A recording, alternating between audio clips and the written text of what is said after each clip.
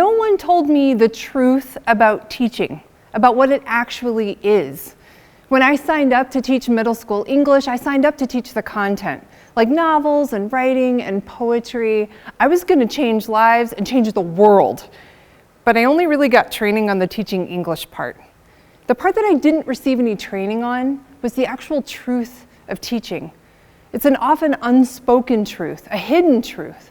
So let's try to shed some light. When I Google what do teachers do, this is what I find. Lessons and education, subjects, learning, managing. There's no surprise there, right? This is one of my daily classroom schedules. You'll see class time for lesson plans and education and learning and managing.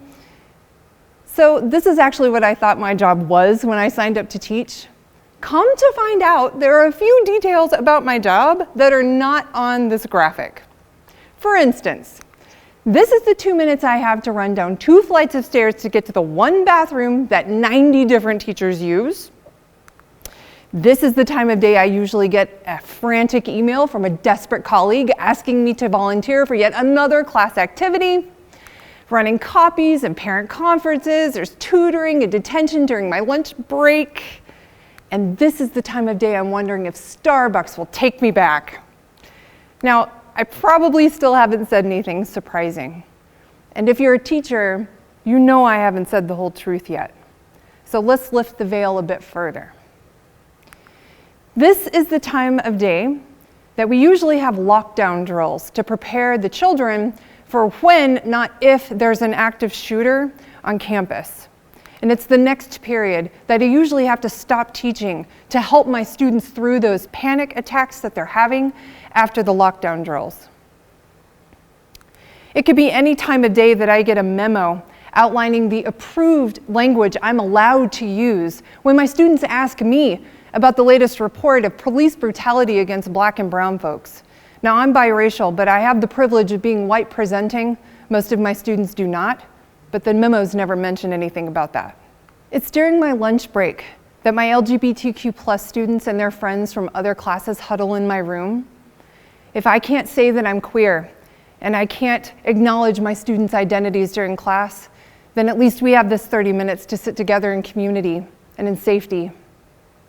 Sometimes it's in the middle of class after reading a student's journal entry about contemplating self-harm and suicide that I'm trying to refer them to a counselor who's already 2 weeks behind in their responsibility for over 400 students.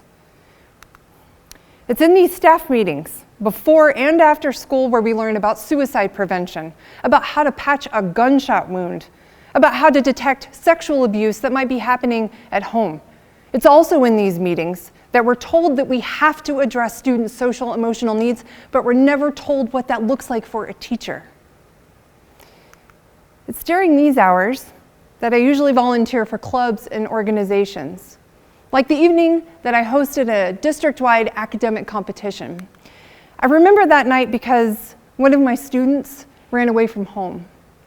He was 13, he was struggling with depression. He got into a spat with his parents, like 13-year-olds do. And it wasn't until the bustle of the competition was happening that my other students came and told me that Brandon was missing, that he had run away.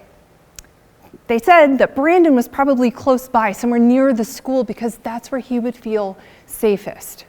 So I stopped what I was doing. I went upstairs to my classroom. I made a huge banner that read, "Come talk to me, Brandon."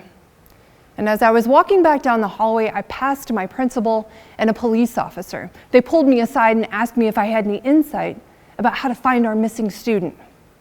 I noticed that as they were talking, they were both using a name and pronouns that Brandon doesn't use anymore. And so I pointed this out.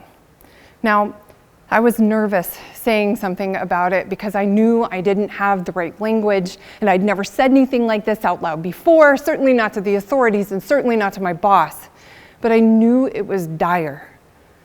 I took a deep breath and I said, "Brandon doesn't use that name anymore. If you use that name, you're not going to find him.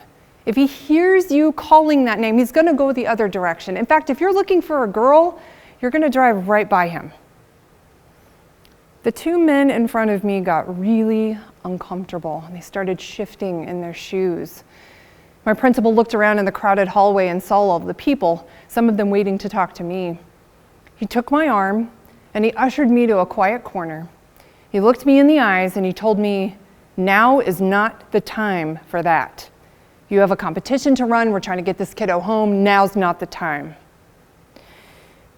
There have been so many times in my career that I bit my tongue, and I regret telling you that I stayed quiet in this moment too. It's one of the moments that I regret the very most. What I should have said was, if now's not the time, then when? If now's not the time for me to use my knowledge as that boy's teacher to bring him back to safety and to love, then when? When is the time? Now, Brandon made it back home safely, and he was back in class 2 days later, but I wasn't 2 days smarter about how to help him. If the pandemic has shown us anything about education, it's that our school system is not prepared to handle mental health crises like Brandon's, but we still expect it to. Our unspoken truth is that we expect teachers to take care of our kids, to show them love, to keep them protected and seen. I have hope that if we start telling the truth about what teachers are actually expected to do, if we start giving them the resources and the support to actually meet those expectations, then we can build schools that we've only dreamt of thus far. Now, we can keep saying that school is not the place for this and now is not the time. But I'm willing to bet that your favorite teacher wasn't your favorite because of how well they taught English. It's because they saw you.